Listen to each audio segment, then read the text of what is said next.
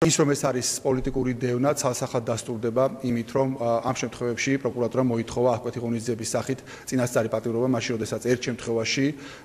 საგვარი არის 12000 ლარის შეშის დარიგებაზე სოციალურად დაუცველი პირებისთვის, ხოლო ბატონი ოტიაშვილის შემთხვევაში ადგილი ჰქონდა პარლამენტის ერთ-ერთი კომიტეტის თავმჯდომარის ბატონი ტრიპოლსკის მხრიდან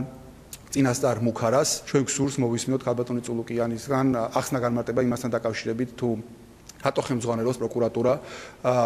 ორმაგი სტანდარტებით ერთი და მეორე ასევე გსურს მოვისმინოთ ახსნა განმარტება იმასთან დაკავშირებით, თუ რატო ითხოვს პროკურატურა აღკვეთი ღონისძიების სახით წინასწარ პატიმრობას. მე ჯერ ეს მომართვა არ მიმიღია, მეც მედის მეშვეობით შევიტყვე, რომ ეს მომართვა გაკეთდა დღეს წერილობით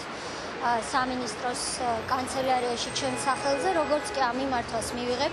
რა თქმა უნდა, მე სერიოზულად შევისწავლი მას და სხვა თუ არაფერი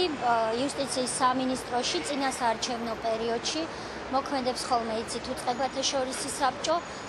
ამ წუთში ეს მოქმედი არ არის კანონით დადგენილი წესით და მალე ამოქმედება, როგორც კი არჩევნები გამოცხადდება,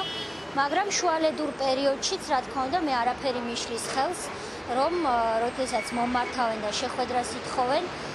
მე მომართვის ავტორს თუ ავტორებს შევხვდები.